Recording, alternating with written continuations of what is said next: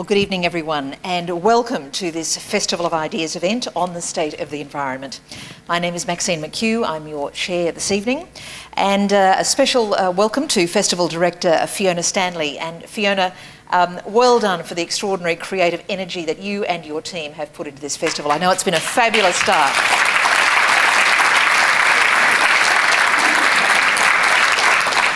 I would also like to acknowledge the Wurundjeri people of the Kulin Nations as the traditional custodians of the land on which we meet. Well, tonight's discussion, ladies and gentlemen, is meant to be as participative as possible. The Twitter hashtag is UOMFOI. We are keen to get direct questions, really, as opposed to comments throughout the discussion when our panellists start talking in a little while. And I'm going to call on Liam Cage-Brown, who's down in the front row. He's going to feed some of those Twitter questions onto the panel. Well, to introduce the topic tonight, Victoria's Commissioner for Sustainability and the Environment, as many of you will know, will release her Commission's 5-year report at the end of October, at the end of this month, this year. But sadly, a critical family illness that occurred only at the beginning of this week has prevented Professor Kate Auty from joining us tonight. However, we are very fortunate and very pleased that into the breach has stepped Rob Gell. Rob, of course, is a celebrated environment scientist, geographer and communicator, and he's going to give us the keynote presentation tonight on the state of Victoria's environment in the context of global developments and reflect on the journey that the state of Victoria has made from the last State of the Environment report in 2008 right up until now. Then we'll move into our discussion and we'll be joined by Amanda McKenzie, Shelley Penn and Professor David Karoly. But first, by way of background, Rob Gell is an environmental and communications consultant and director of the Beehive Group and Whirlwind Proprietary Limited. Rob is a coastal geomorphologist by training. He began his career as an academic teaching environmental science and physical geography at Melbourne State College and at the University of Melbourne. Then for more than 30 years, he told us what the weather was on commercial television. He's also an adjunct associate professor, collaborative research network at the University of Ballarat, chair of the UNESCO Western Port Biosphere and Wildlife Victoria, and is a member for the Victorian Coastal Council. So would you please welcome Rob Gell. Thank you. Thanks, Maxine. Thank you very much, Maxine. And I do have a very croaky throat, but I'm over what I had, and I'm very much enjoying the opportunity to be here and present some things to you tonight. I'm going to provide a very brief overview, introduction to, well, indeed, the state of our environment. It's not the environment. We are very much part of our environment, and I think we lose sight of that sometimes. I'm going to make some general points. I'll work out how to work this in a minute. Go through some of my own experiences in the process and some of my observations as well, and establish really a context for our panel. I need to have some of this. I love to use this slide sometimes. It's a file you can download from the NASA website. It's about 98 megabytes, but it really does give us that lovely sense of what astronauts perhaps once appreciated about our planet. And it's from here I want to move on. We are in a period, this is about the only reference you'll get to doing the weather on the telly tonight. But we are, and I use this slide because we are currently in a period of extraordinarily rapid change. We are going through a technological revolution with mobile phones and all the things around that, the likes of which we really haven't seen on the planet before. But things are changing in our natural world equally fast at the sort of time spans that we need to be concerned about change. So as a geographer, physical geographer, we think about two fundamental concepts, and they're both very difficult to think about. The first is distance. Contemplate, if you will, the distance between a neutron and an electron, and compare that distance with the 150 million kilometres between here and the sun. These are very difficult things for us to get our head around. The other fundamentally difficult concept to think about is time. Compare this period of time we'll spend together this evening with the 13.8 billion years that it's taken for our planet to form, or the 450 million years old for life to climb out of the oceans onto the land. These are very difficult things for us to think about. So if we look at this time scale, we can see, and if you've been watching Ian Stewart on the Rise of the Continents, you'll be full bottle on all this stuff. 450 million years ago, the supercontinent Pangaea broke up and formed Gondwanaland. About 100 million years ago, Australia and New Zealand took off northwards and left Antarctica to closer to where they are today. Some arguments said it's been more recent than that Australia separated from Antarctica. Then we come right up to the bottom right-hand corner of this chart, to the little bit that we're occupying now, and in particular, the last 10,000 years that we call the Holocene.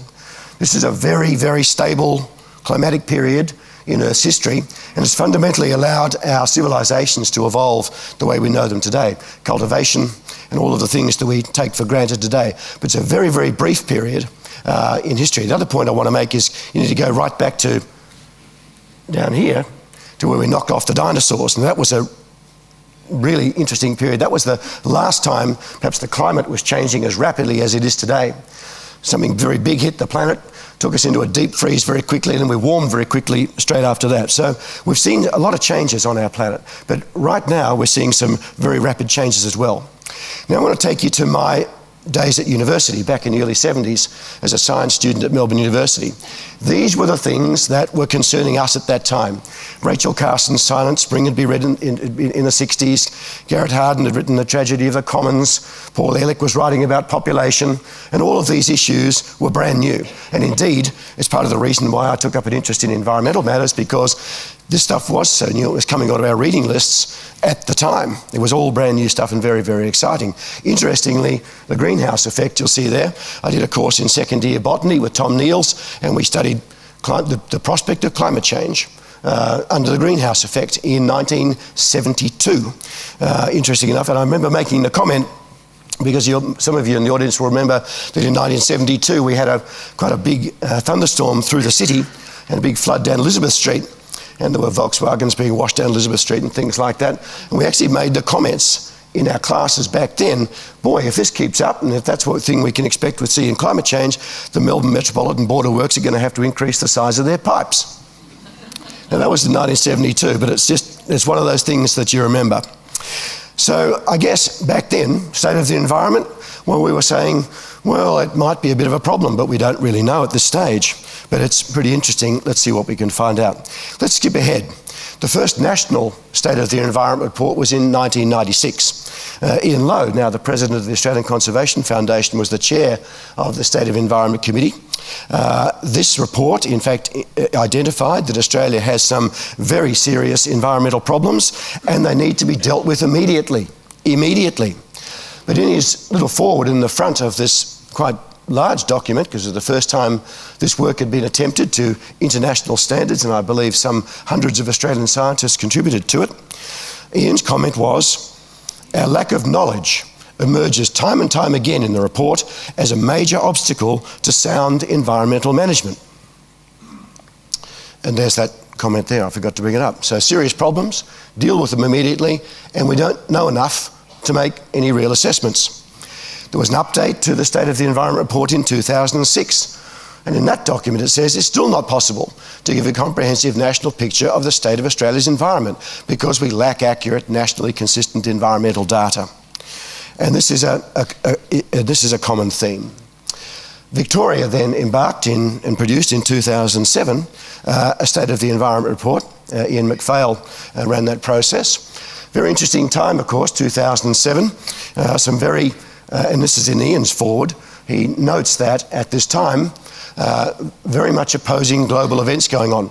Global financial crisis or global financial meltdown, call it whatever you like, against understanding of climate change. So a very short-term problem against one with very long-term costs. These are the key points that Ian pointed to in his opening. Most areas of Victoria are highly stressed.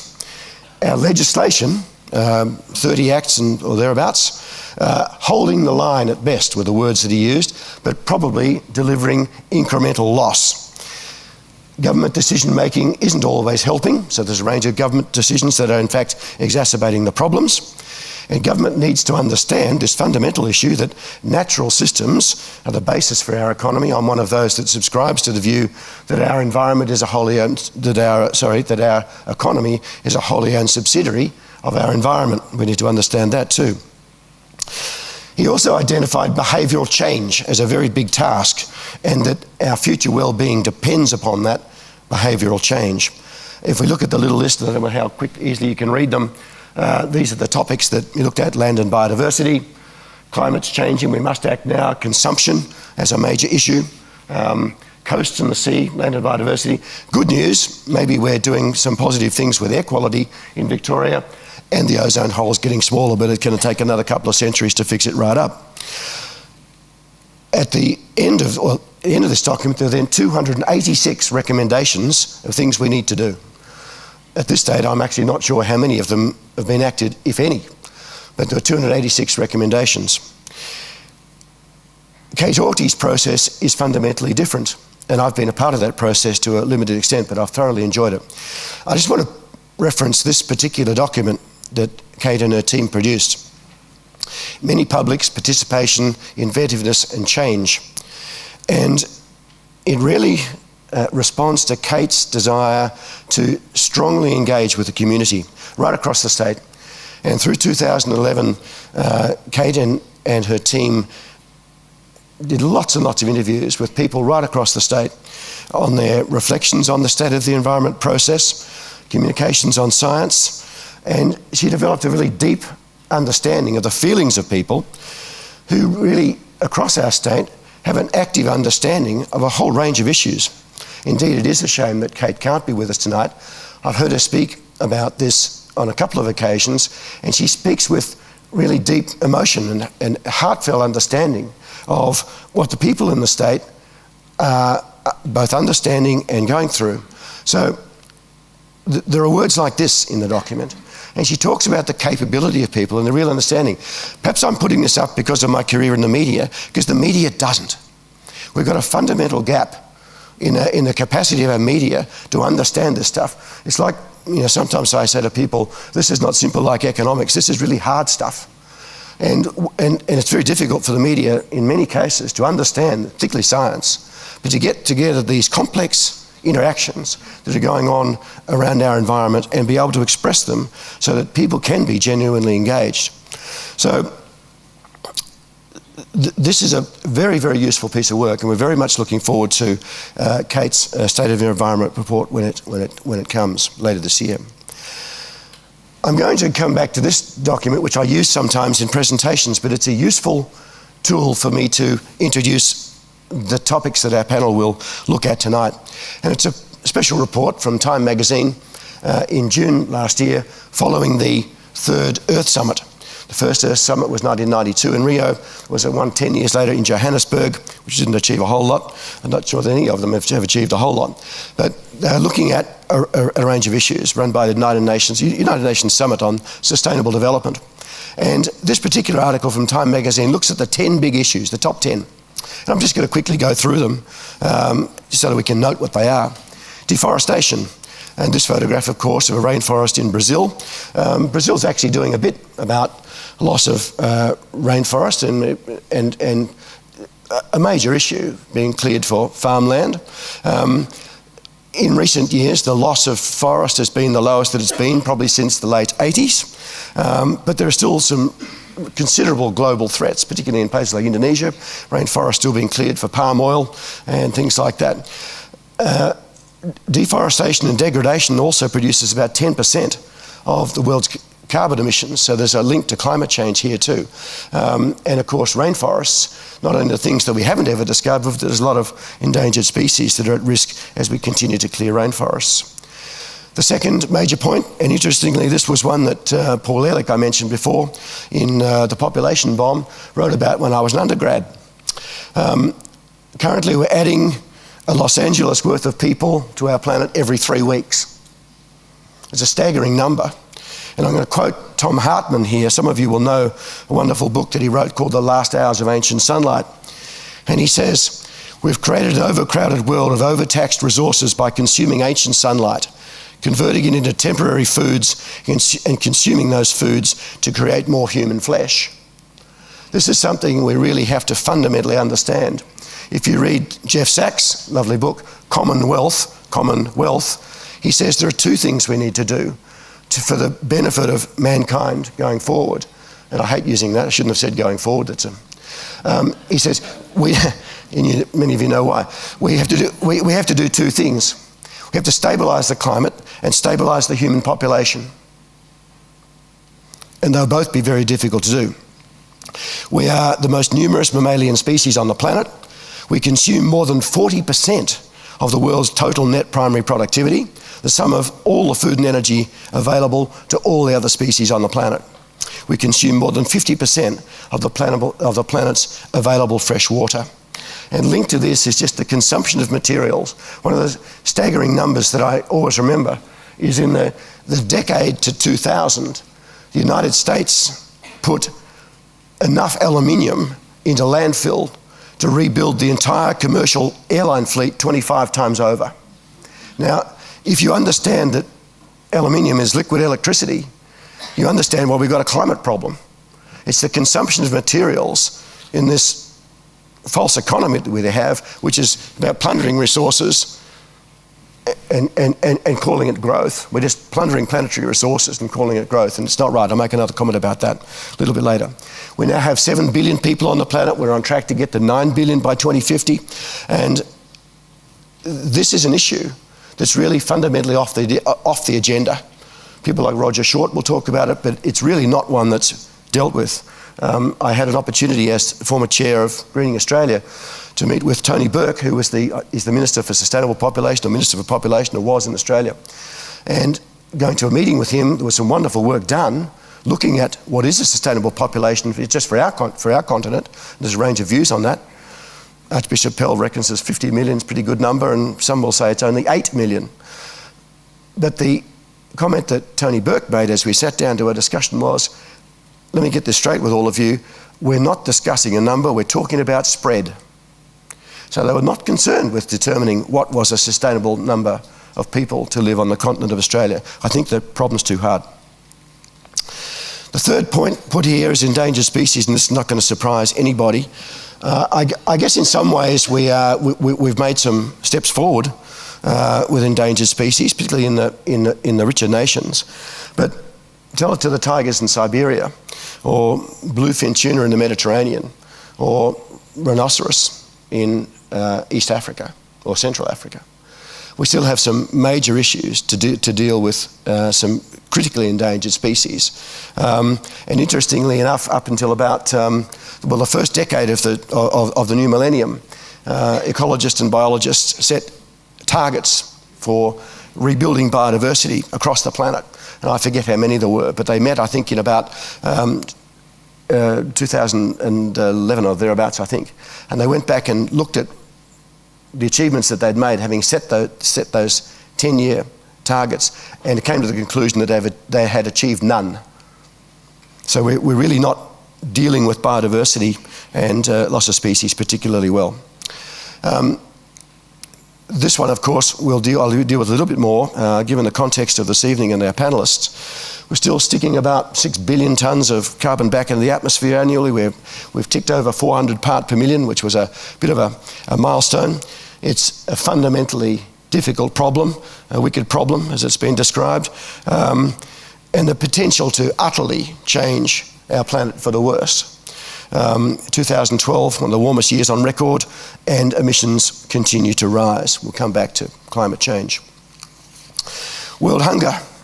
A little bit of progress has been made, I suppose, in the 20 years up to Rio last year. But famine is increasingly a threat to the poorest nations of the world. And some of the fast-growing nations who are moving up the food chain as well. But about 925 million people still go hungry around the world, and the vast majority of those in sub-Saharan Africa or India. The challenge is to feed the world, and by 2050, we're going to need to produce about twice as much food as we're producing currently to feed 9 billion people. We're not too worried about water in Australia at present. We seem to, well, we're not in this state anyway. They're certainly worried in Queensland. We haven't had to worry about it for 2 or 3 years in Victoria after our great drought, our decadal drought. But this is still a fundamental problem globally. There are more mobile phones in the world than there are toilets today. 1 in 9 people in the world lacks access to an improved water source. And the issues there are preventable disease and reduced agricultural yield. And climate change, of course, is exacerbating this problem as well. There is enough water to go around if we're careful with it, even with a growing population. Global poverty is a linking issue, the single biggest contributor to ill health and to an extent environmental destruction around the world is poverty. It drives the destruction of forests and other wildlife habitats. Global poverty has declined over the last 20 years because China and India have lifted up, but there's still many nations have been left behind. Here's one link to climate change and its renewable energy. Sustainable development, and that's what you're discussing at an Earth Summit, sustainable development needs renewable energy. We don't have enough, in particular wind and solar. But renewables are growing very quickly. Most Australians are unaware that Germany today, 20% of its energy comes from renewables, 20%. This is what we're told fundamentally by parliamentarians both sides, that renewable energy won't generate baseload power. That's wrong. South Australia is running at about 50% wind power on some days. In fact, Germany on weekends runs at 50% renewables. And the developments in renewables, particularly in storage of renewable energy, is really moving very, very fast in this technological age. And the way, of course, being led by United States, interestingly, and China, but Germany in particular, who are planning to be 100% renewable energy by 2050. So they set, big stretch targets, and they're just phasing out all the nuclear energy as well. So it depends what your perspective is. If you want to go for broke and really try and achieve something, it's interesting, but perhaps the Germans are a bit like that. I remember in 2004, we had a greenhouse conference at Fed Square. Steve Bracks was the Premier, John Thwaites was the Minister, and we had a guy by the name of, let me get it, Peter Fischer, German. He was writing policy for Germany on climate. Steve Bracks opened the conference and John Thwaites spoke. As Peter Fischer got up to speak as the keynote, Steve Bracks and John Thwaites left, which I don't think Peter Fischer enjoyed all that much. I took him to the footy that night and he made the comment. But he opened up with it, he had his speech notes rolled up in his hand because I think he was a bit offended, frankly. And he said, you know the difference between Germany and Australia? He said, in 1987, after the Villach Agreement in Austria, acknowledging the potential for climate change, Germany said, look at that thing over there on the wall. It's got 2 wheels and a frame and a handlebar and a bell and a seat. That looks like a bike. And we got on it and we rode it. He said, Australia's saying, that's not a bike.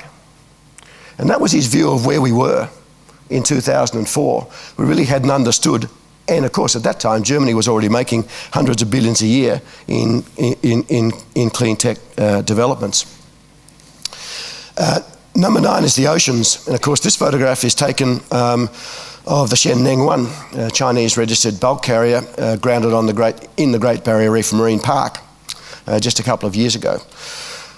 Oceans get left behind a bit in the process as well, but they are in a deplorable state, not least because they've become 30% more acidic over recent years because of acidification through dissolved carbon dioxide. We do need to protect them, and the best way to do it is marine reserves. The best way to do it is marine reserves. And Victoria, fortunately, has led the way in this country on that. Air pollution is number 10, a silent, invisible killer, but it certainly takes a major toll around the world. According to the World Health Organization, more than 1.3 billion people die from outdoor air pollution every year. So, and this is linked to climate change as well. So not only can we reduce pollution, reduce climate change, we can save people's lives by cleaning up the skies. Now, United States and Japan have made a pretty good job at this, but this is still a real problem in China, but they're doing something about it as well. And the burning of coal is one of the major problems, and also cement manufacture. The question I ask, though, is that list not very similar to my list from the early 70s as an undergraduate? And the point that I would make, if we're thinking about the state of our environment, is that the issues that I learned about as an undergrad in the early 70s are fundamentally worse today than they were then, with the possible exception of destruction of the Earth's ozone layer, which we thought then was going to be destroyed by supersonic transports like Concorde. Turned out to be something else, and we may have put some things in place to deal with it. But we really have done nothing as a species to protect what fundamentally supports us. Let's then look at this wonderful piece of work.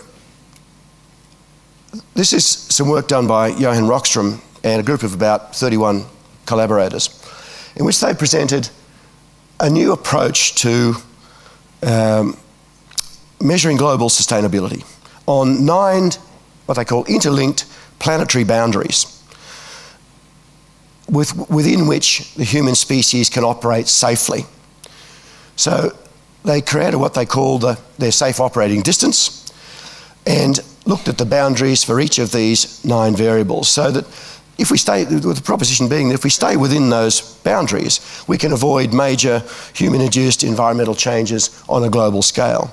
And the suggestion being that if we go beyond those boundaries, we may reach some tipping points which are fundamentally destructive, from which we know we might not be able to recover.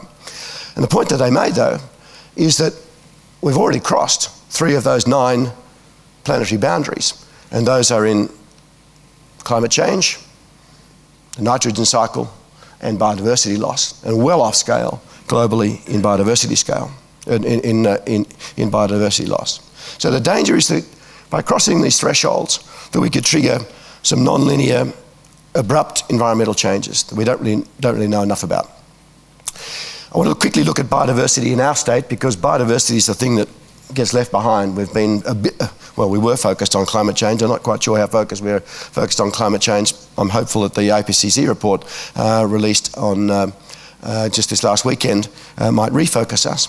This is a map of ecological vegetation classes in Victoria. So it's pre-1750, before whitefellas turned up. Places being managed by Wurundjeri people here and a whole range of numbers of the Kulin Nation. These are whole ecosystems. They're not species, they're whole ecosystems. Now you'll pick out the Little Desert. There's the Grampians. This is the box ironbark of the goldfields. The Otways Forest. Interesting, the South Gippsland Forest identical. Watch that in just a moment. Alpine grasslands, the coastal plains, Crow-Jingalong National Park. This is the same map today.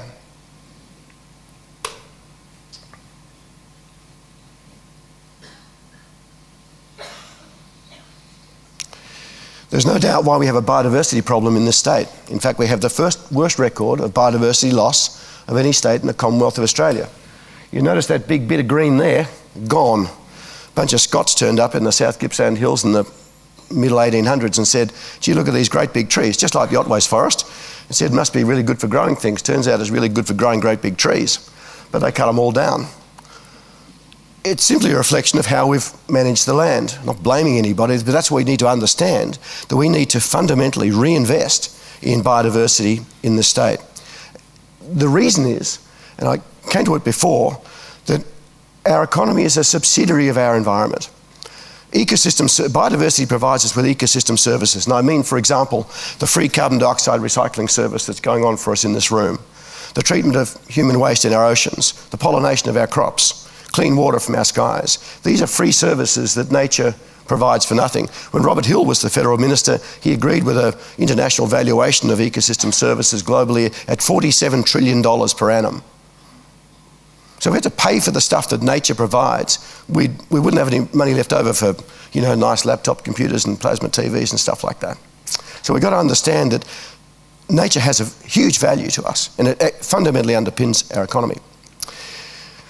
Let's talk about the scale of the change and come back to my points about time and distance as a geographer. And this is a really nice piece of work. Some of the same scientists are working on safe operating distance involved in this, like Will Stephan, one of our former climate commissioners, but now one of our climate counsellors, talking about a new epoch for Earth, but basically saying that humans have become a force of nature, reshaping the planet on a geological scale, but at faster than geological speed. And in particular, we're talking about the carbon cycle, and global warming is a part of that, the nitrogen cycle, which we've just mentioned. And scientists are now saying that we actually need a new name for the period of time that we're in now. And rather than calling it the Holocene that I mentioned earlier, a particularly stable period that began about 10,000 years ago, geologists are saying we now need to call this new epoch the Anthropocene, the age of man. We come now to, just now, and this is just a bit of a lead-in for our panellists, and this fifth iteration of the Intergovernmental Panel Climate Change's work. Most extraordinary bit of work. This is heavy going, this stuff. This is really heavy going. But this, and I haven't had a chance to read all of this document. I've read bits and pieces as much as you can in the period of time available. So I do have a lot of faith in other people who have been through it. There are some changes from the version that was produced, the fourth assessment report that was produced in 2007. But, you know, by and large for the layman, and I'm really including myself, I'm sort of a semi-knowledgeable layman, there's really not a, you know, the messages are the same. And I've taken, because I don't want to take any of David Karoly's thunder from our panel, but I've taken these 16 points from Climate Progress as just a general heads up on what it's about. The first point is, yep, it's true, and it's because of us. Second point, we're as certain about it as that cigarettes can kill us, and that the planet's about 13.8 billion years old, in terms of scientific certainty. And I reckon we're pretty certain about a couple of those things. The warmest 30 years since 1983, and these have been the warmest years in the last 1,400 years. These have been the warmest 30 years in the last 1,400 years. There hasn't been a pause. The 9 warmest years are since 1998. Our oceans are 30% more acidic. We are rapidly reducing the chance of keeping to this mythical number that scientists have been telling us for decades. Please don't go beyond +2. Don't go beyond +2. We're above 0.8 now. Because there's a lag, and David will talk more about this perhaps, because there's already CO2 in the atmosphere, there's a lag effect. Even if we went to zero emissions today, we're going to add another 1.6 degrees whether we like it or not. So we're getting close to, we're getting up around 2 degrees locked in already, and the dangerous stuff comes after that. Seas are rising and warming. The other point that's made is there's nothing wrong with the document. It's been probably the most checked document ever written, and the warming is probably as fast now or faster than it was 65 million years ago when the dinosaurs were knocked out when something very big and fast moving hit the planet. And those are the things we need to really concentrate on. There's some lovely work done by the now defunct Climate Commission, but if you want it, I've got it. Ask me for it. Ask anybody for it. It's out there. It's wonderful work. I've put this in just to remind myself to say, I would like to see, as we get towards some ideas, I would like to see an environment minister, any environment minister, screaming from the rooftops to Australians, demonstrating an understanding of the potential impacts on the Australian continent of dangerous climate change, and imploring Australians, along with the rest of the world, to be energy efficient, reduce pollution, promote renewable energy, advocate investment in biodiversity, rather than finding an economic excuse why we can't. I cannot find an environmental minister in recent history in this country who's been a champion for our environment. And I think that's deplorable. Now, whether we need, as a community, need to support our environment ministers or give them the courage to do so, but I think that's what we need to do, because I think that's where we do need some leadership. Well, I think we might get to that in the panel discussions. Here's some bright ideas. I was involved in this. This is the Housing Industry Association, and the builders will say, oh, look, 6 stars too expensive. I was involved in this process with the Building Designers Association of Victoria over 2011 and 12. We had 43 designs of 10-star houses. These are 3-bedroom, 2 garage houses and some apartments as well. These houses are so well insulated, they don't even need solar panels, but they certainly don't need air conditioning. In fact, the houses like these that are 8 or 9 stars with solar panels actually making about $2,500 a year in revenue for the owners. We build the least efficient houses in the world. Our average housing stock in this country rates about 2 stars. of our existing housing stock. And double glazing costs a fortune. Go to California and try and buy single glazing. You can't get it. They don't make it. Average housing stock in the United States existing is about 6.5 stars. Average housing stock in the EU existing is 7.5 stars. But we built this rubbish and continued to do it and say, oh, it's too expensive. But we actually don't understand the operational cost of these houses. So this tells us it can be done. We're doing it, but where's the incentive for people to live in buildings like this? I love this little story, and this is a bit of a prompt for Shelley as well. This is the roof of a dance studio in London, the Melbourne Dance Theatre. Through most of the EU, if you build a commercial building with a flat roof, it is compulsory to make it green on top. 25% energy savings, and you get to clean your rainwater and collect it as well. You're insulating your roof naturally. And in this particular case, on the Melbourne Dance Centre in London, they've actually created habitat for an endangered species. Now this is not rocket science, this is just a bit of, oh, what can we do? We could do this. Now we're starting to do green roofs, green walls and some cool stuff in Australia and around Melbourne as well. But there's really no incentive for us to do this. We're still sort of locked into a belief that we can profligately use electricity from burning brown coal. Cheap brown, or so-called cheap brown coal, because it's not cheap brown coal, because the costs are externalised to the atmosphere. What about some great ideas? I've just got a couple that I want to finish up with.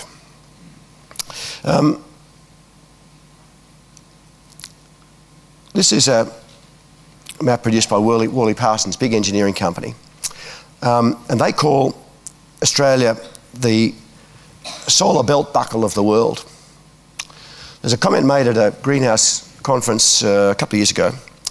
We had, it was called 4 degrees, contemplating that we will go to plus 4 degrees if we manage to achieve all of the targets set by the nations of the world at the climate talks in Cancun a few years ago. 4 years is catastrophic.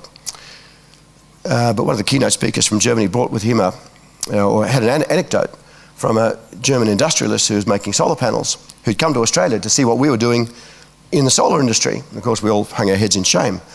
But he told the story, and this guy was saying, oh look, I've been all around your country. He said, and you know, Germany's a leader in the world in solar, along with China. We have, half our country is covered with snow and ice under the year, but we're still a leader.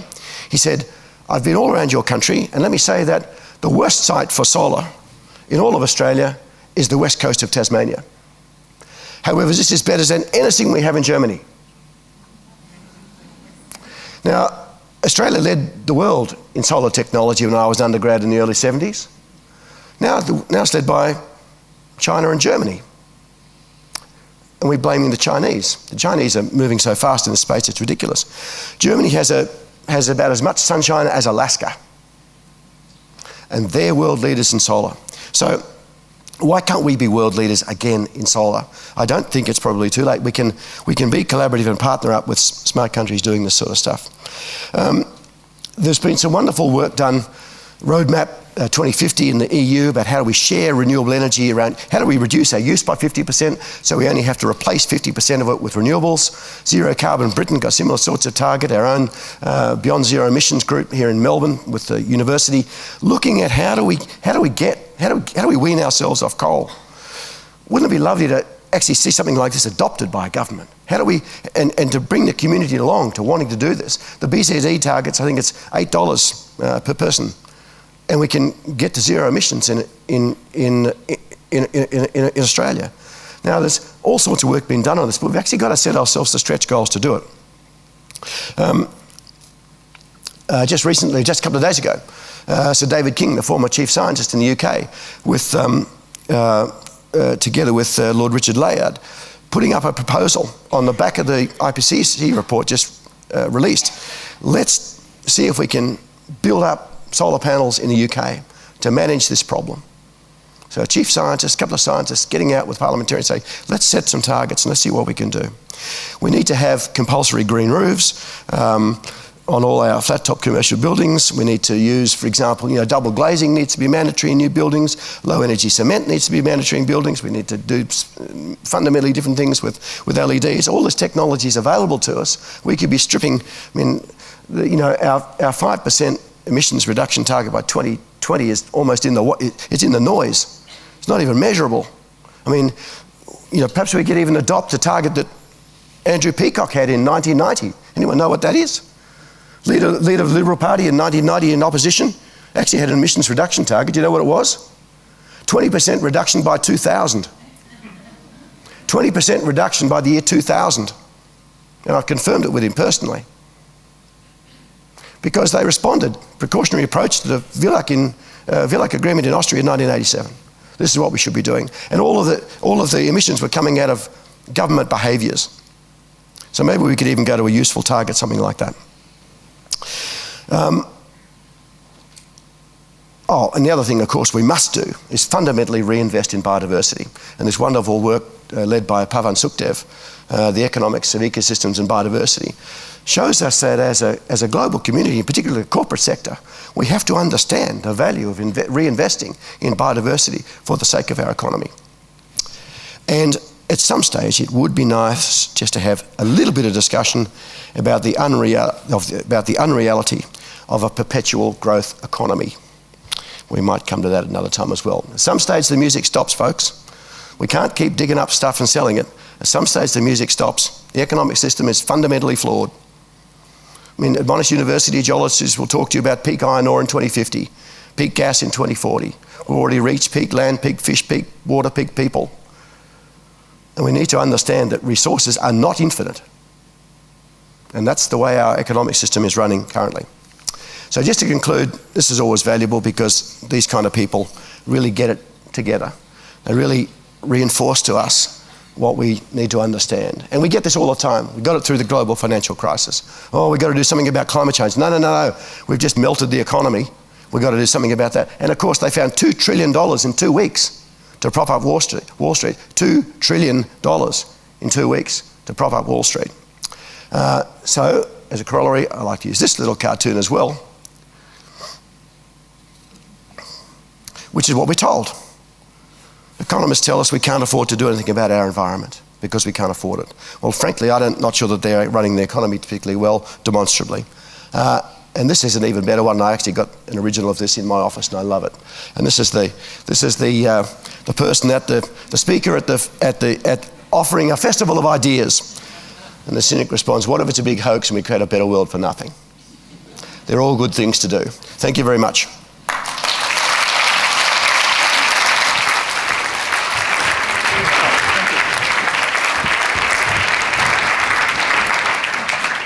Rob, thank you very much. That was a thoughtful and a very sobering report card. And could I ask you to thank Rob again, because he stepped into the breach only about 24 hours ago, and I think he's given us an extraordinary presentation today.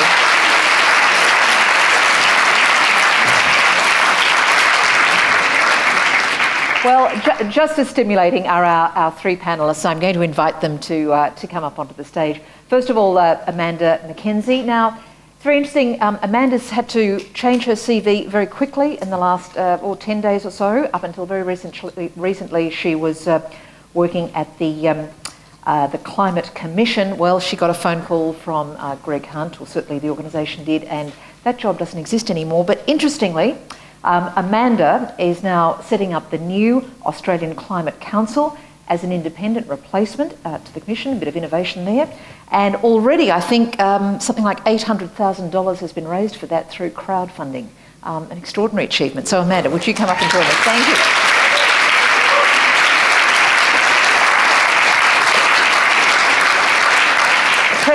Professor David Karoly wears many hats. He is Professor of Atmospheric Science in the School of Earth Sciences at the University of Melbourne. He's also an internationally recognised expert on climate change and climate variability, including greenhouse gas change, stratospheric ozone depletion, and interannual climate variations. Equally, he is a member, he, as I said, wears many hats, but one of them, he's been a member of the Climate Change Authority, also expected not to exist for very much longer. David, could you please come up onto the stage? Thank you.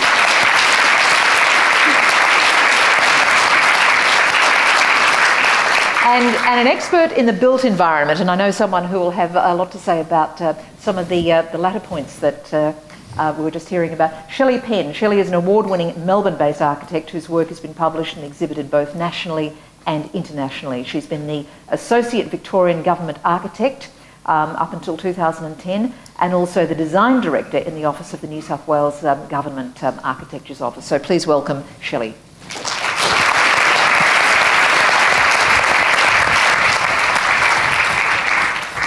I'm going to ask each one of our panellists, if you would, just to give us a reflection on what you heard from Rob. Perhaps, Shelley, would you like to start off? Well, I was just thinking that those marvellous green roofs we saw there, this is your shtick.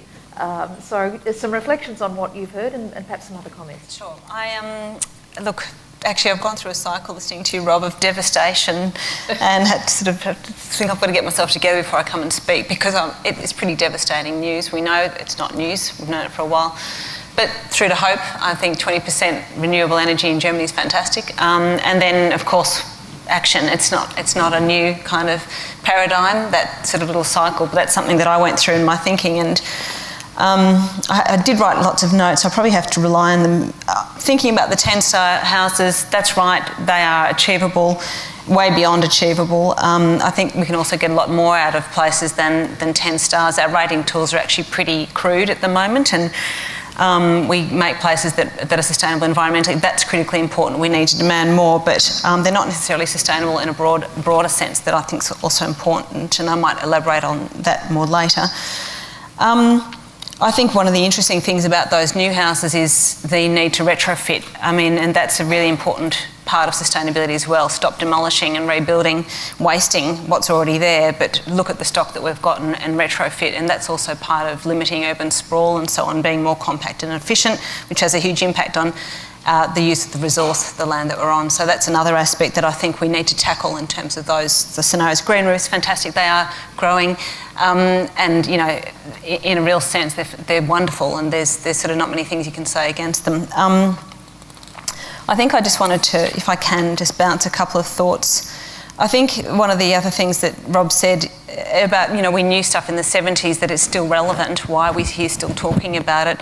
The same is true in, you know, my field in architecture. Architects were trained in passive design really forever and have been doing that for a long time. And the problem is there's only a few of us who are making, say, houses. Architects design a very small percentage of the houses that are being built. I'm not making an ad for architects to design every house out there. I'm making a sort of a call for much more sophisticated and complex, more sophisticated solutions to complex problems, and that's what sustainability is about for me as well.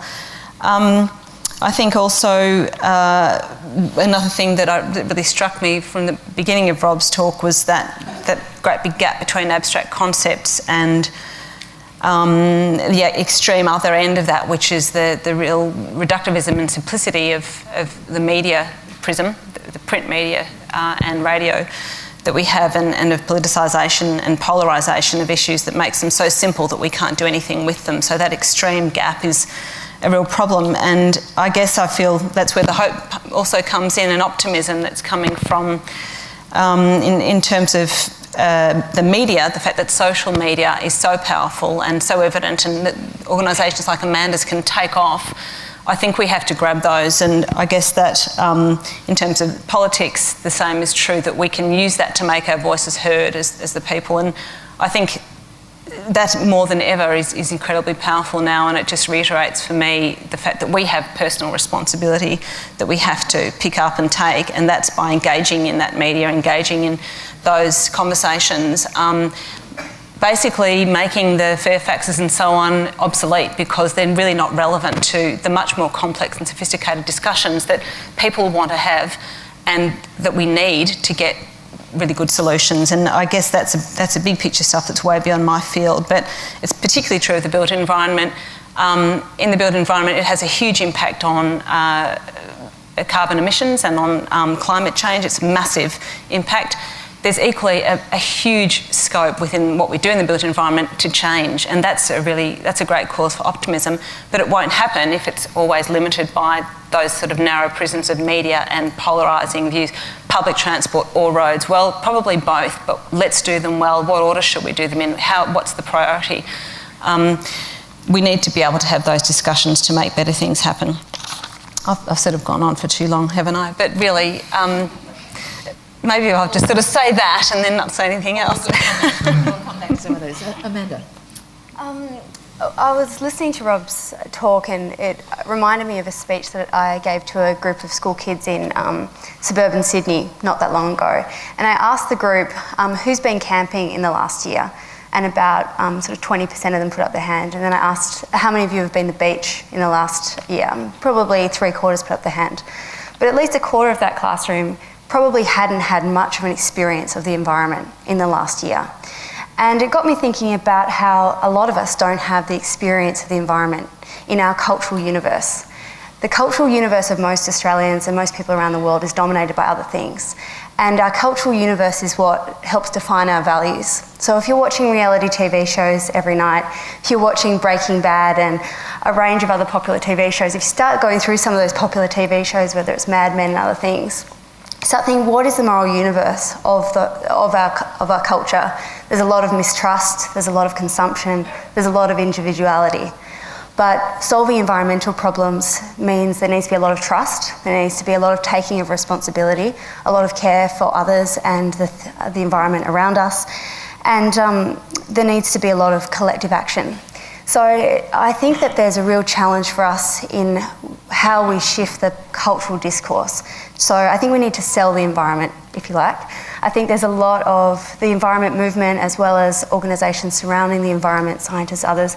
We do a lot of putting out reports, and a lot of that is based on complexity, a lot of it is dry language, a lot of it reflects the uncertainty. Two of the examples you had up there was, we don't know this and we don't know that. What the public is looking for is, what do you know? And how can you say it? It doesn't have to be simple, but or simplistic. It has to be simple. It has to be distilling those ideas into something that's really relevant to their day-to-day life. And it can't just be about the policy dynamic and the science. It has to be, what does this mean for me? And how do you make it relevant for me? So I think that we need to sell to people because everyone cares about the environment to some extent, but we need to remind people of why they care. Coke doesn't just say once to us, you should buy Coke. Coke tells us all the time, you should buy Coke. And it actually doesn't say you should buy Coke. It says Coke is about having fun, and Coke is about you being part of this crowd, which is really cool and awesome. Why couldn't we say the same thing about the environment?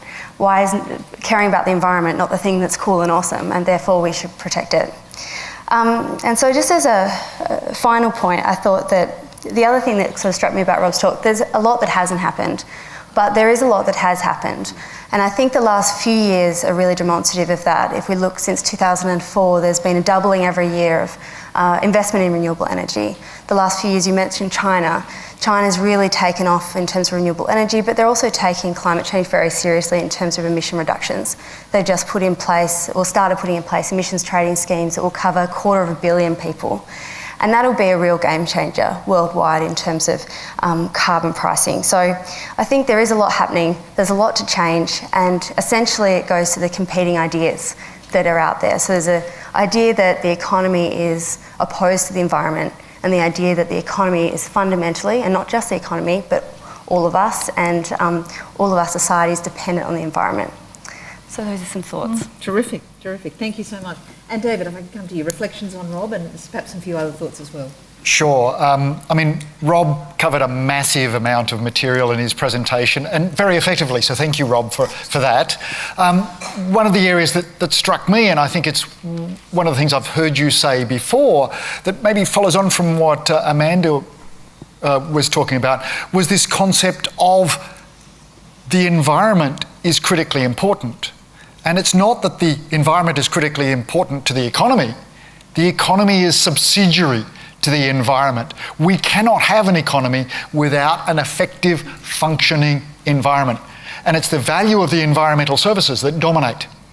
And then when we look at this range of, if you like, environmental degradation that we've seen and that will be reported very effectively by the Commissioner's report when it comes out in October. We'll look at the state of the environment in Victoria. It will have some good messages, but they will be dominated perhaps by many other messages that talk about the impacts that we've seen in the environment over the last 5 years since the last report.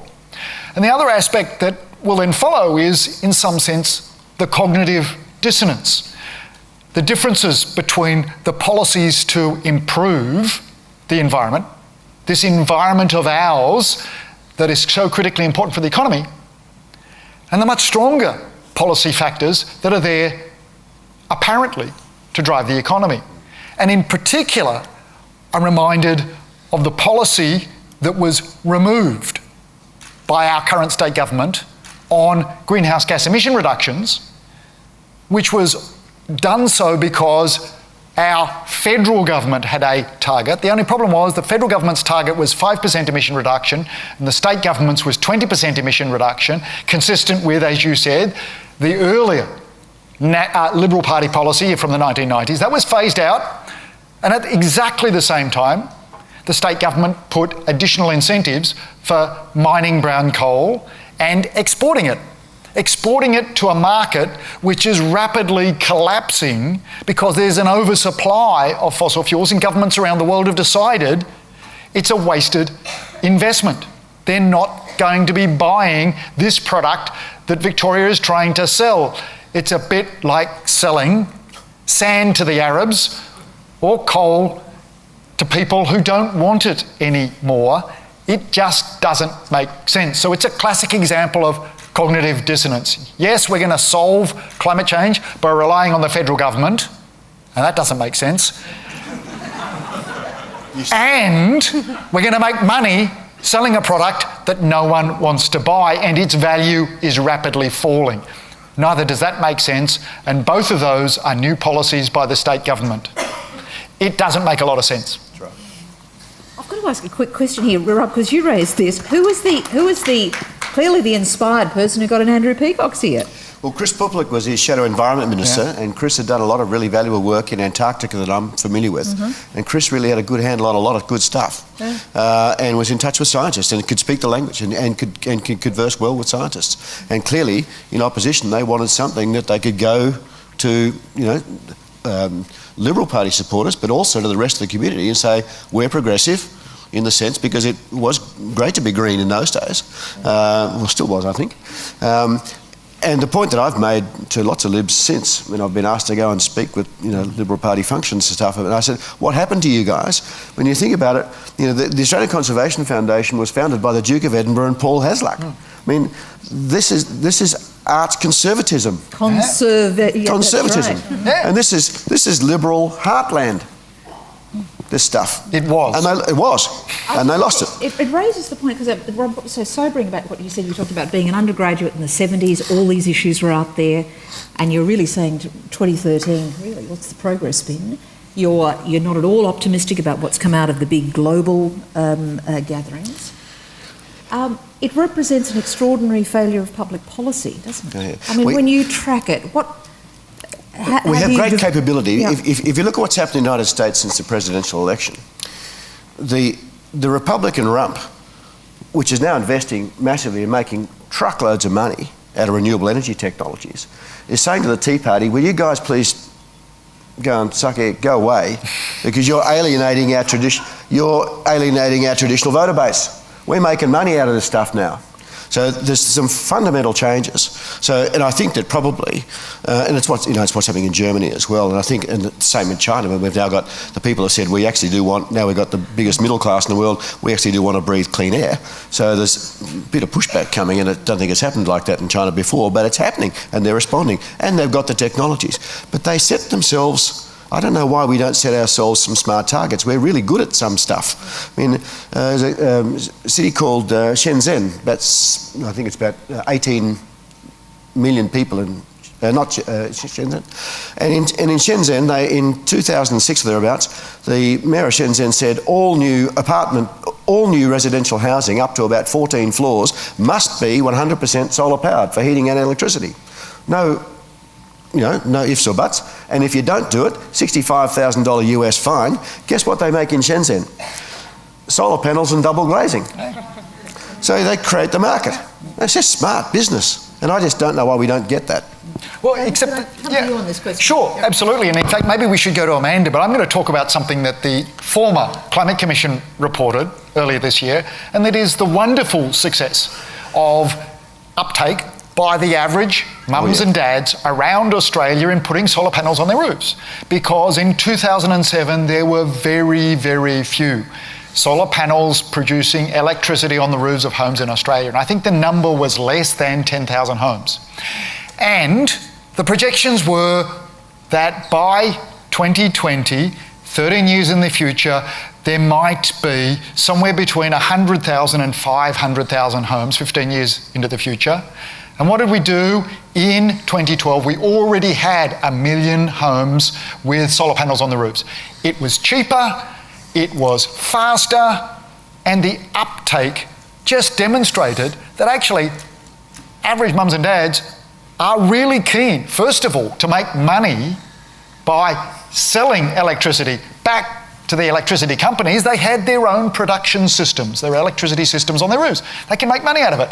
Most of us still like to cut our electricity bills and then, if possible, sell some back to the supplier. The other thing that's happened, and it's really important, is there is, if you like, a purchasing response or a price response as the price goes up. Electricity demand in Australia has dramatically fallen in the last 3 years. So Australia's greenhouse gas emissions from electricity production have dramatically fallen. So you can change behaviour. We can change behaviour easily, and it's already been demonstrated. I want to come out to the audience very soon. Do we bring the house lights up for that? But Liam, who's down here following our Twitter feed. Liam, have you got any questions for us at this stage? I'm going to get a microphone to you. Can we bring a microphone down here, thanks? Coming here. Okay. Yes, sure. Comment. Yep. I think it's, I mean, I know you're right, people do want to save money and so on, but I actually think people want more than that. And I think solar panels is an interesting one because with all of these things, there's the stick and there's the carrot, as we know, and the regulations are critical, and the fact that we ask for 6-star with our houses, which we do now, means that we are double glazing things that was radical not very long ago, and now it's standard in new buildings. It makes a huge difference to energy use and so on. Yep. But also things like solar panels are really important because they were a sign, and this point was made earlier today, and it's been made many times, that they're a sign of your beliefs. So stick them on your roof, they're very obvious, and they say, I care about the environment, I'm trying to do something to be more careful with resources, limited resources. But that comes up, I guess I'm interested in why we've got this incredible knowledge, great sophistication, incredible intelligence and innovation. Why are we not doing it? Can I just ask you, you're an architect, what's your average run-of-the-mill builder think of all this? Well, I guess I can't speak for all builders, but they move with what's happening. So, I mean, if you're doing double glazing, it's sort of, the first few will sort of, God, that's expensive, you really want to do that? Well, we have to, okay, fair enough, then it's just normal, and then, well, you've got to double glaze.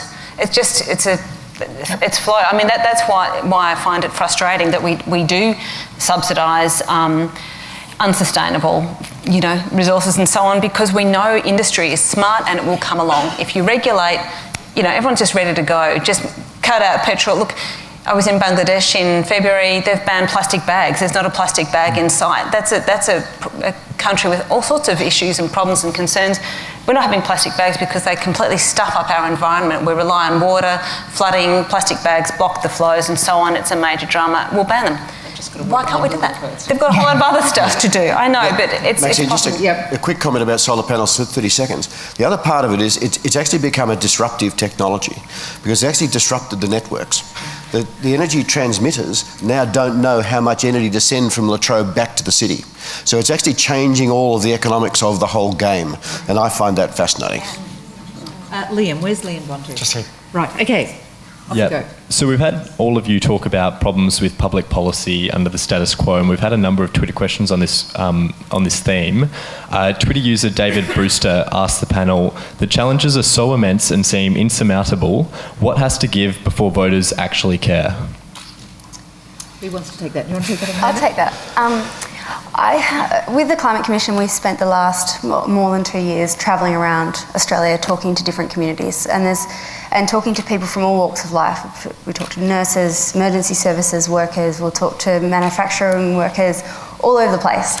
And consistently, people do care. And I think that this comes through in public polling as well, that people are concerned, they do care about the environment when they're asked about it. Sure, that will fluctuate depending on their circumstances or depending on what's the political flavour of the day as to where it rates on like a list of top 10.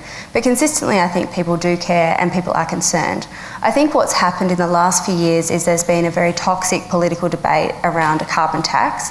So for climate change in particular, it becomes more difficult to talk about it at the barbecue if you're worried that people are going to be against what you say. There's also been a lot of prominence of sceptical arguments in the media, despite the fact that only 7% of Australians are actually genuinely sceptical, as in they think that climate change isn't happening at all, or that it's not caused by humans in any way. So what people don't realise is that most people agree with them. So I think it's less that people don't care. I think it's more that people are not empowered to speak about it and to share that they care with other people. So I think that it's really important that we consistently tell people that actually a lot of people agree with us. We're all worried about the environment. Whatever side of the political spectrum people are on, people are worried about the environment. They want to do better, and we can do it if we come together as a community. David, can I ask you to answer a related question on that? The latest Essential polling shows that, in fact, Australians are now prepared to consider direct action. So this is a new era that's upon us. What do you think it means? Well, so maybe let's take a step back. I mean, the former federal government and the current federal government both have accepted the science of climate change. They both have targets for emission reductions, and they're both at the same magnitude, 5% reduction in Australian greenhouse gas emissions below 2000 levels by 2020. So that's a really positive step, that this is now bipartisan support for action on climate change. The difference is how they're going to achieve it. And the former government had an emission trading scheme starting with a fixed price, and then had accepted that if the science and international action demanded it, then there would be greater emission reductions by 2020.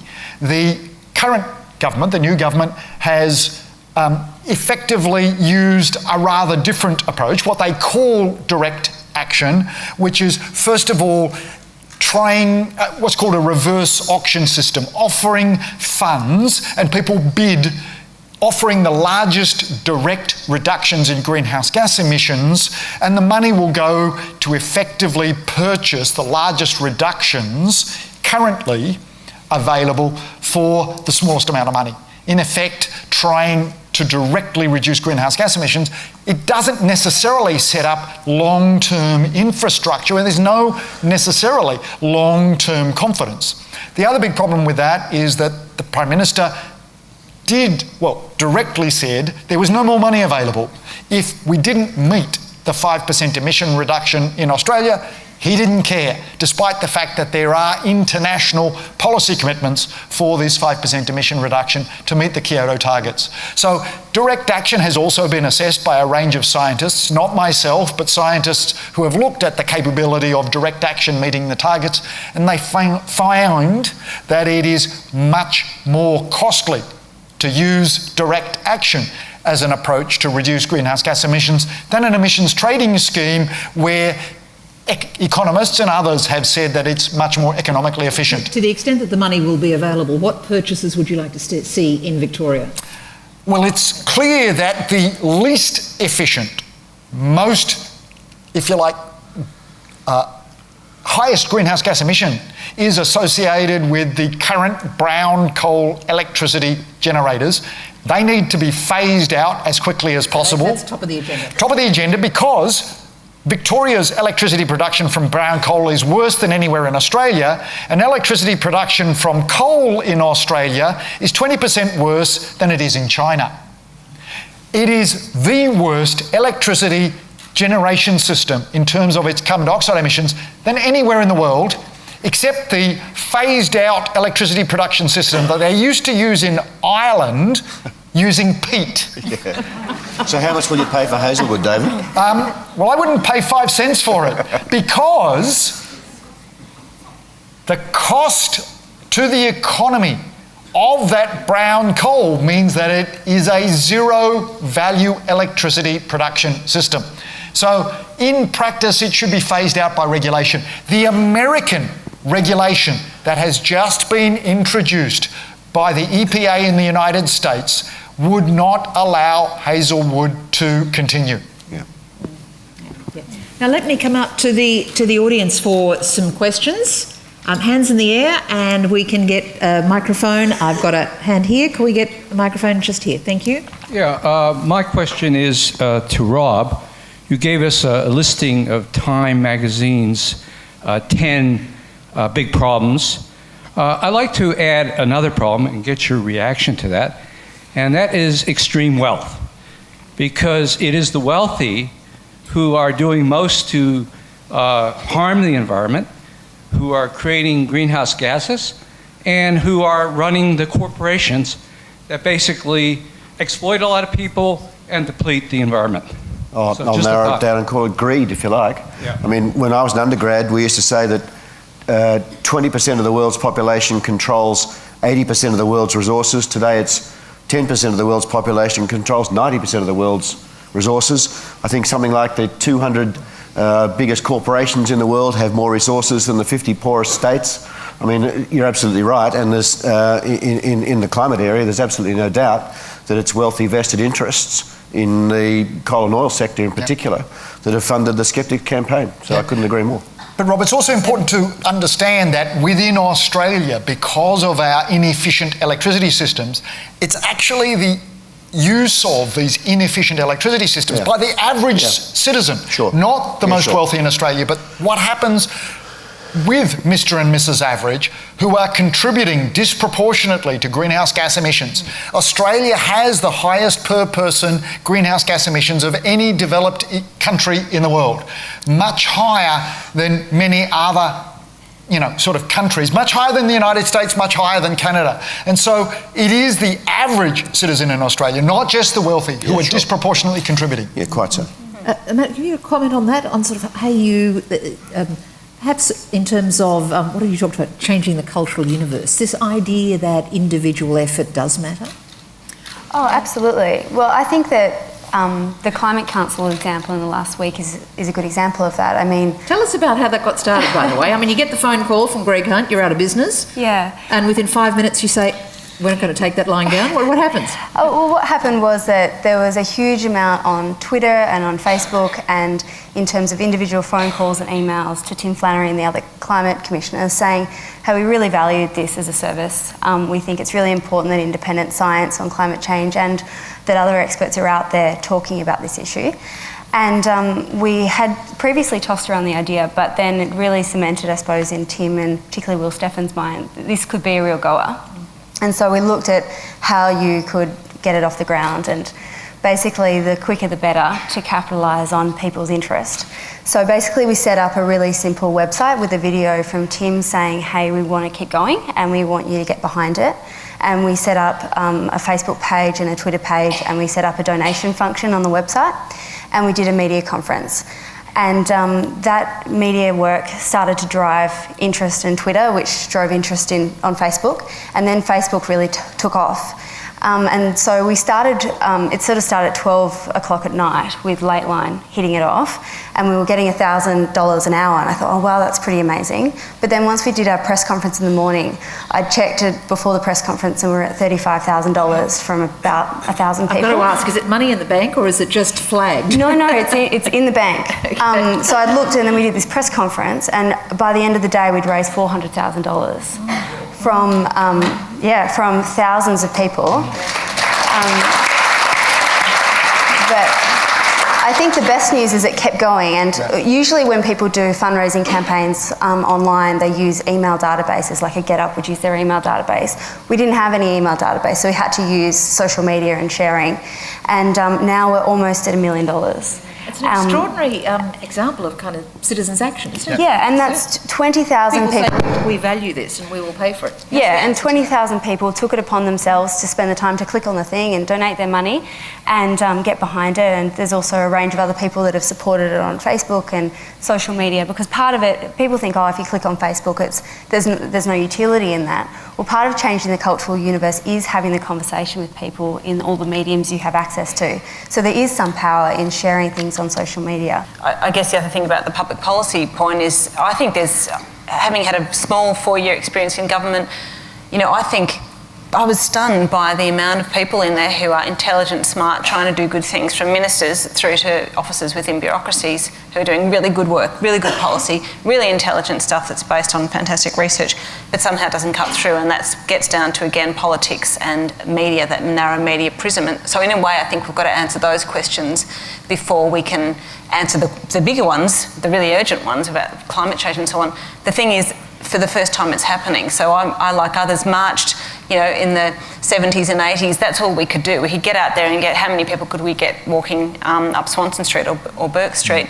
Now we can do things like this, and I think the overwhelming response shows how engaged people want to be and how much they want to do. So I guess I'd say, back to personal responsibility, we can act locally now in a really big way by engaging in that social media. I'm going to come back out to the audience in a minute, but David, I know you wanted to say something. I do indeed, because Amanda tells a fantastic story and it's all true. But the backstory is also really important, because what she left out was that the story she told was reaction, but it actually was anticipation, and Amanda and the other climate commissioners were very proactive. The Climate Council website and the name was reserved in advance, in anticipation, because they're not silly people, they're not naive. They are, in fact, extremely clever, and in the campaign leading up to the election, it was clear that the Climate Commission was potentially was in real threat. Amanda was also the architect for a lot of the social media campaign, so she should take credit, because I know Will Steffen and I know Tim Flannery, and while they're really good guys, they don't know how to drive social media, and Amanda does. So thank you, Amanda.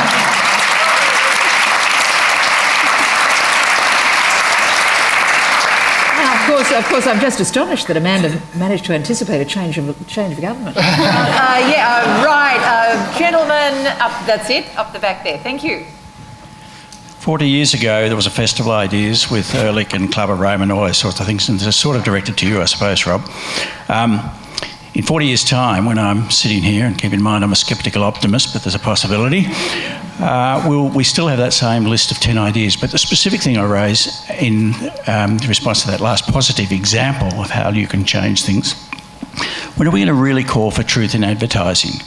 And if we keep going in the direction of those short grabs, or whatever they're called, so we have a couple of similar ones. Stop the boats. The other one is stop the tunnel. The Premier's been on radio again today talking about this road. But it's not a Labor versus Liberal thing. For 30 or 40 years, we have not dealt with how to build cities in a sustainable way. And Rob, I first met you, I think 30 years ago. You were a bit younger than me. Have we made any progress? But more importantly, what do we have to do now in order to get beyond this stop the boats, stop the tunnel, shorthand, whatever it is, to get that commitment across government and across community? I'll be brief, Maxine, but the media is a real problem. I spent more than 30 years working in 3 separate commercial television newsrooms. Each of the news directors that I worked with in those newsrooms was in fact a climate skeptic, because none of them understood had a fig of an idea about it. They have a there is a blueprint for commercial television news. The ABC doesn't really adhere to it, but it adapts to it occasionally. It's a real problem. I mean, the level. The first story I did on the Nella Dan, I've been going to Antarctica as a 20-year-old. I came back with a script and wrote a script straight out of university, and the sub-editor came across and said, "Now listen here, Professor, we don't write like that here." There wasn't a dictionary in the newsroom. There's certainly not an encyclopedia. There's the lack of knowledge in the place. I actually was looking forward to going to Channel O newsroom in those days. So this would be good. Coming out of university, young academic, this is a place where they're wordsmiths. You know, they really use the language. Well, believe me, they don't. And it's a fundamental problem. So I'm going to just make one more comment. I'm sort of fundamentally optimistic, and it's about some of the technologies that we have available. The other big issue is, and I mentioned it briefly, is our economic system.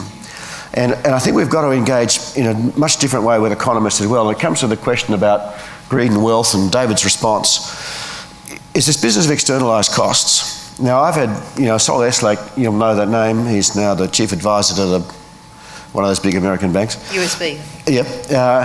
And I've tried to tackle Sol a couple of times on this, and he doesn't want to go there. He really doesn't want to understand or really go into that big, broad area about what's the real cost.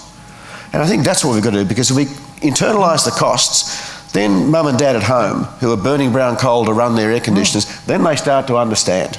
So that distributed cost starts to work. So I think we've actually got to, if I link it back to the media to conclude, this ridiculous business we go through leading up to a federal election, where we've got radio stations across the country open up the telephone lines to people who can't balance their monthly bank card account, and they make contributions about how we should run the national economy. It's preposterous, and we let ourselves get dragged into that economics debate, and there's no difference between them anyway. We've actually, as a community, have to determine for our representatives in Parliament what the issues are. We really have to be much more progressive about doing that. Amanda, you want to come in there? Yeah, I think that there's two solutions. I don't think, in some ways, I'm not going to argue for slogans, but in some ways at least it distills the idea right down to what it's all about and makes it really clear for the public. And I think that people that are advocating for the environment need to think about distilling their concepts right down to that. Secondly, I think that we need to use the media better. The IPCC report is a really good example. People wonder, why did the IPCC report get misinterpreted? Well, number one, none of the scientists were allowed to comment on it before the report actually came out, which was last Friday. But the media commentary on it went for months beforehand. All the scientists respected the embargo. Guess who didn't respect the embargo? All of the skeptics, who then were able to lead the public narrative on the discussion of the IPCC report. You add that the highly complex nature of even the summary of the IPCC report, you can't expect the average journalist to be able to wade through that and interpret it even correctly. Something like climate sensitivity has an obvious intuitive layperson meaning, but actually has a very specific meaning in the climate science, and that was one of the concepts that got misinterpreted, whether maliciously or inadvertently. So that point is basically whether it's scientists or whether it's others, need to use the media, how the media works, to get the outcomes that you're looking for. And the final point is to create media. So the Climate Council, for instance, now has 60,000 fans on Facebook that see what the Climate Council posts in its newsfeed. Many organisations have similar sort of followings. And that allows us to essentially have a really small media outlet. And those people, if they share the content, can help us to create that media outlet. And that's true, is there's a massive democratisation of media globally going on. And we're only very much on the cusp of what that's going to look like. So I think that creating our own media will be the next step. I'd agree to that, and I'd just add, it is very easy for us to all ramp up our anxiety levels as we read The Australian, which I do every day. I read it because it has more news than any other newspaper, but it sort of, as I say, it certainly stirs my juices. They, of course, have managed to get the op-ed piece in there today, casting doubt on the latest IPCC report and all the rest of it. But folks, the view I tend to take on this is what we're seeing is the last gasp of the great media titans. The idea that Rupert Murdoch can continue to send out his consiglieres from New York to determine the outcome of an election, this is a dying art, right? And we are certainly moving into the world that Amanda is describing. Much greater diversity of platforms. The question in my mind, of course, is that there are numerous places where you can write and get an opinion out these days. not many of those organs are prepared to pay journalists to actually do the work. But I have to believe we will get to the point where we find that next business model. But these are the problems of the extraordinary transition, it seems to me, that we're living through. I had a question here and then down here. Can we go in about another 10 minutes? Is that okay, everyone? Okay. A lot of people in this room are probably thinking about what they can do to make an impact on the things that we're talking about. So I was wondering, for all of you, 3 things. 1, what is the project or campaign that you've done in the past that you think has made the most impact on making progress on these issues? What are you working on now that you think has the potential to make the biggest impact? And how can the people in this room help? Wow. Okay, David, you can lead off. Okay, what have I done in the past? I was a major supporter of the Hepburn wind farm, both in providing advice, things like that. I think that's a wonderful community effort to provide renewable energy. What am I doing at the present? I'm trying to stop coal mining in the Galilee Basin, to keep it in the ground, through acting as a supporter for court cases in objections. That's keeping me busy, and I can't talk about it. Well, Shelley, Go on, David, it's just your friends. Shelley, what would you reply? I think for me it's mainly been around advocacy, but it's a kind of a narrower and broader version of sustainability for me that I want to just touch on, so it's a good excuse to pick up on that point, which is that, and it's part of, sort of follows up Amanda's comments, I think, about how we affect people or tell people what they can do. It's by empowering them, and part of that is by demonstrating how much better sustainable places are. So places is part of what I do. So demonstrating, and in my case being an advocate for, but initiating and championing affordable, sustainable, medium density housing projects, for example, through my previous role in government, to show that higher density developments that limit sprawl, that provide engaging, positive places that are great to be in and are 8 stars or higher, are not just more sustainable, but they're really nice, they're really good, and they actually aren't miserable. So, I mean, one of my big concerns is that the community is quite concerned about greater development, for good reason, because there's been a lot of indiscriminate development. That's just because it's been done badly. We need to do it well, we can do it well, we've got the ability. So a lot of my work is around championing good design, and that's that broader sense of sustainability stuff. That's, if you have a 15-star building that's horrible, that no one wants to be in, it's not really 15-star, it'll be obsolete very quickly, it's not enduring. So part of sustainability is places that are great to be in, and that's also about infrastructure down to individual places. So that's something I have done in the past in a role with government. I continue to do it as an advocate, but also through my own projects. One thing that I've really enjoyed doing in the last year in the Climate Commission is trying to tell the story of climate change's influence on extreme weather. So the story used to be that a scientist couldn't attribute any particular extreme weather event to climate change, and that often dominated the media story. Hurricane Sandy not related to climate change because you can't attribute a single weather event. But what the journalists often didn't hear the climate scientists say was, but let me tell you about the complexity and the way that the climate change is actually influencing extreme weather. And we did a lot of work over the last year in putting out the real story, which is that climate change is already being influenced. Extreme weather is already being influenced by climate change, particularly in Australia. And we've just gone, the last month was the hottest September on record. We've had a record-breaking year with roughly more than 500 records broken around the country. And bushfires already in New South Wales. Absolutely, and you might remember the summer, we described it as the angry summer because there was just so many records broken in heat around Australia. So I think that story has been really important, not just to tell it in the public, in the media, but also to tell it to the particular groups who find it really important to know because they need to prepare for it. So emergency services, health workers, nurses, etc., local governments that need to be preparing for the changes that will inevitably happen, as well as mitigating from greater change. In terms of question 2 and 3, I'm obviously working on the Climate Council, and I'd love you to all get involved by joining our Facebook page and sharing our content and becoming reporters in your own right to tell all of your friends and family about it. And if you're inclined also to donate to the effort.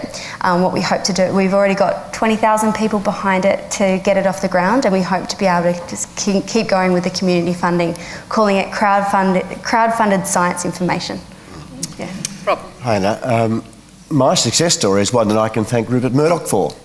Rupert Murdoch owned Channel 10 for 3 years back in about 1986, 87, 88.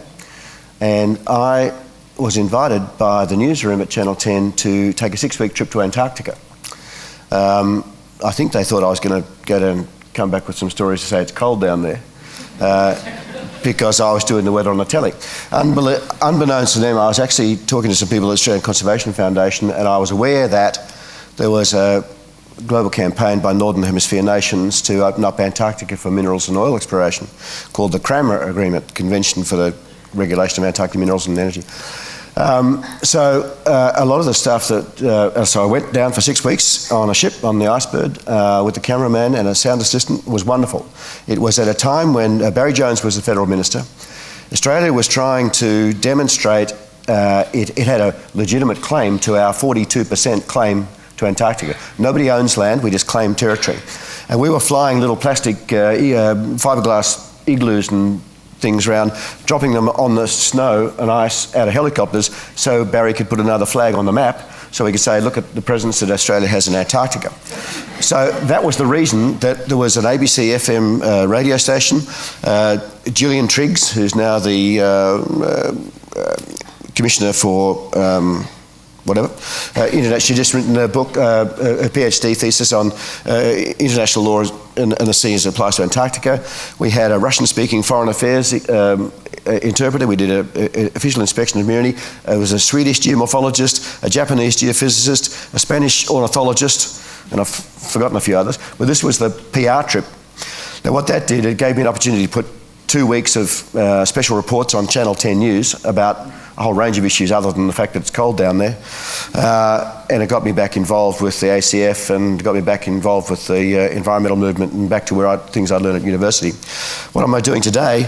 Well, there's social media, but there's also mobile media. So I'm a principal of a business that uses these things. This is a television station in your pocket, folks. So during the last federal election, we were sending out video messages from Adam Bant on the back of on the back of an SMS to thousands of people at a time, and that's how you use the stuff that Amanda's doing in people's hands.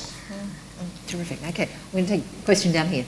Yeah, thank you very much. I think what you've done is to really epitomise for me what this whole festival's about, and it's about having a debate about how we try and get the science to make a difference. How can we in our current state of democracy? So this is going to segue beautifully into our Sunday debate about whether democracy is failing us to solve the wicked problems that face us as a society.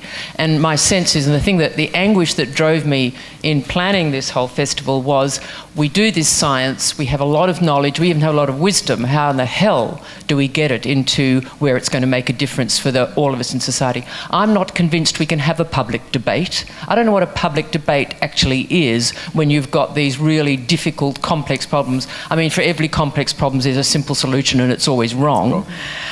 So I want to actually ask you about how... I'm also interested in the relationship between scientists, journalists, science and the media, and how we get the messages out. I happen to be chairing a panel for the ABC, which I asked them to set up, which is looking at the quality of science broadcasting.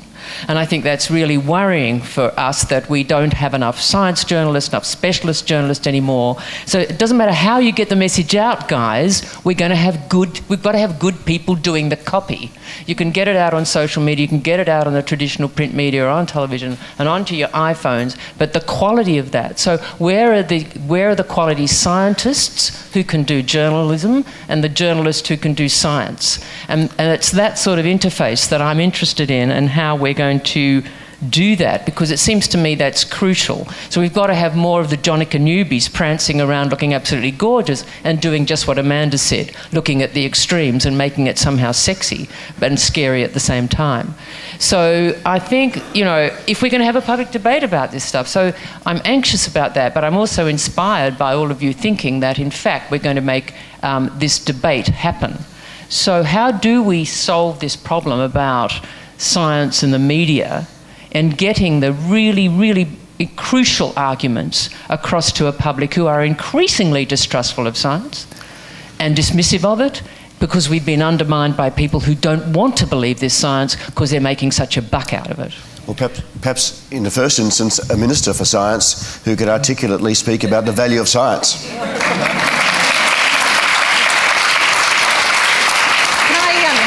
Fiona, I'll make a very quick response to this. One very practical and superb addition to public discourse has actually come out of the universities, and it's called The Conversation. Yep. And what The Conversation does is to connect academic expertise with mainstream journalism. And because we've seen so much hollowing out in traditional media, particularly at Fairfax, more and more items in The Conversation are being picked up by other outlets. So that's very good.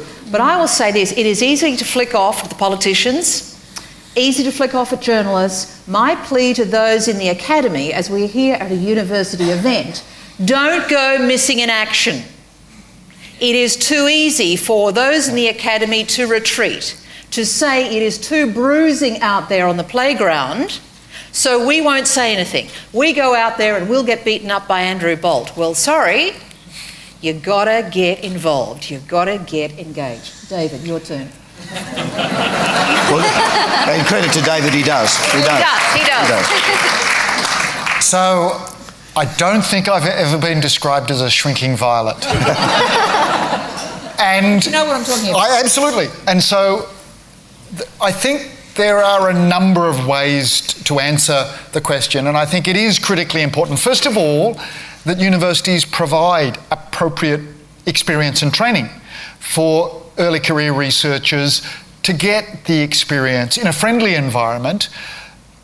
Almost 99% of my experiences in the media have been very well handled by the media, and they present the information as accurately as possible. However, specifically in the field in which I work, in climate change, there have been a small number of experiences, and not for me, because I'm perceived now to be, in some sense, armour-clad and, indestructible. The targets that are used are particularly younger academics, younger scientists. There is a wonderful book by Mike Mann who talks about the approaches that are used, which is, in some sense, named the Serengeti principle, which is that the predators attack the weakest part of the herd. And the weakest part of the herd is the people on the fringe. The people on the fringe are the youngest early career scientists who are often engaged by the media because they're still doing exciting research and they're still able to present it in ways that's accessible, very much accessible. There is certainly a research fellow who's worked with me who has had a very difficult time in the last 12 months by being attacked in social media, by being attacked in emails, by people who absolutely know nothing about the science, but have harassed her endlessly for more than 12 months. And that approach, fortunately, the University of Melbourne has sought to provide as much protection as possible. But she was going to give up as a scientist. And what I hate about that is the way that emails, social media seem to give a license to anyone to express their opinion vehemently and strongly. And yet, that's not what, in effect, is the best way to get the best information. So I understand what is happening. I also understand that many scientists working in government agencies have a very tight rein put on them in communicating to the newspapers, communicating in the media, and there's a relatively small number of climate scientists working in universities who are given access. There is no department of atmospheric science or climate science in any Australian university. And that's for historical reasons.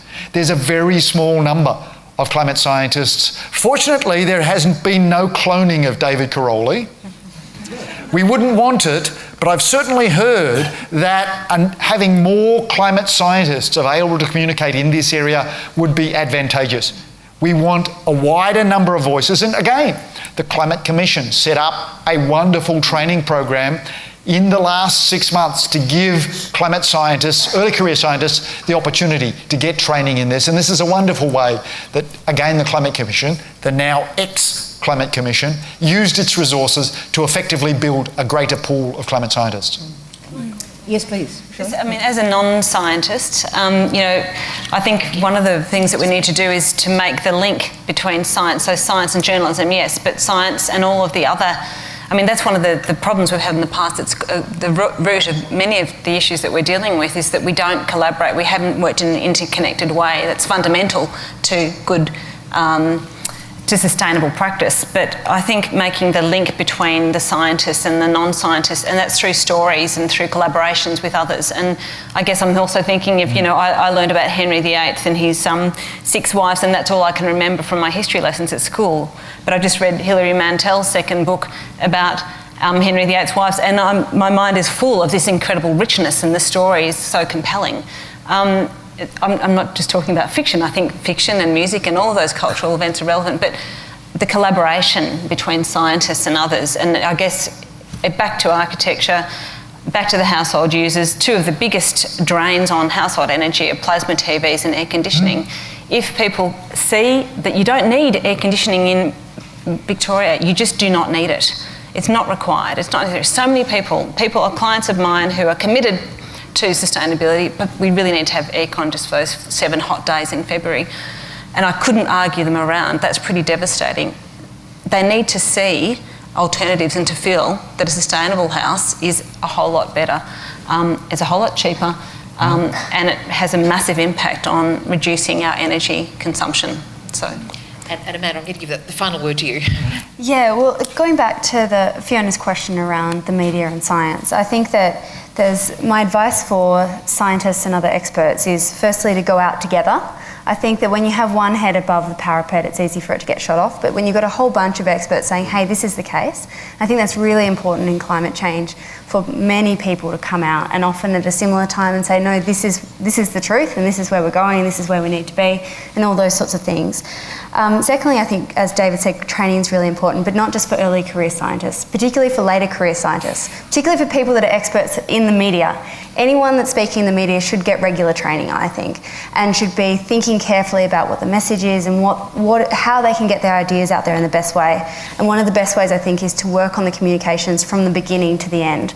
Often communications come in right at the end. I'll write a press release about this complex thing that we've just written and we want to put it out tomorrow, and it's a Friday afternoon, when that's clearly going to be the worst possible time for the media. And also the poor comms person who's trying to decipher what this thing is about can't work it out and writes a terrible press release, and then no one reports about it, except maybe the conversation, which is great because the conversation is fantastic, except that most of Middle Australia don't read it, unless, as you say, it's picked up by other journalists.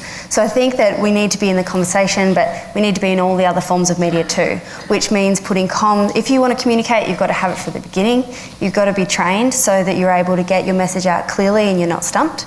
And then the most important thing is to never read Andrew Bolt and to never read the comments. If you read the comments in your opinion piece, you'll only be very sad. So it's either get... I would say you need to know thy enemy. Yes. Or you just get your friends to comment. If I was publishing an article, I would get all of my friends to comment first. And because there's a whole lot of paid trolls and things out there, particularly around the climate science. You would know this, David. This lady is clearly practiced in the new dark arts. So yes, don't read Andrew Bolt, don't read the comments, and you'll feel a lot better. Actually, Rob, given that you gave us that outstanding presentation this evening, the last word really should go to you. Do you want to bring a few comments together? Look, I think you can learn those things, and I think it's, this is we've just moved into a new age of communication, and I think it's very important that we all do that. I think that I've had the opportunity to facilitate, I think, 3 of the Climate Commission conversations with the community. So I want to pick up on the really valuable part of it that Amanda mentioned. Apart from Tim Flannery and Will Stephan and Leslie Hughes, Roger Beale and Jerry Houston, and now Vina Saduella from University of New South Wales. There's a wonderful balance there. So this going out as a group, and having the former president of BP sitting alongside the scientists saying, no, I understand what they're saying. We were saying this, John Brown was saying this back in 1990. we haven't got a problem with this. It's about where the opportunity is. You know, you got to architect this. You got to design it. You can't expect to be effective in a world where communications is so broad as it is, unless you really got your act together. So it is, and you can learn it. And you can learn it very positively. And there's new things coming up. The conversation's a particularly good example, but we do need to all skill ourselves. You know, go to the United States, any American person, I reckon, can be interviewed on television. They sound well, no, they don't all sound fantastic. But, you know, any college kid in the States can hold a good conversation. I don't think that we do that very well in Australia. I don't think we stand up and speak our mind. I think we actually need to learn to do that. We need to communicate strongly, be very clear on what our messages are. Okay. Look, ladies and gentlemen, we have run over time, but I'm sure you'll agree we've traversed a lot of ground, but at the same time, perhaps only touched the sides. But I hope you felt stimulated, perhaps unsettled in some good ways. Would you please show your appreciation for our panellists?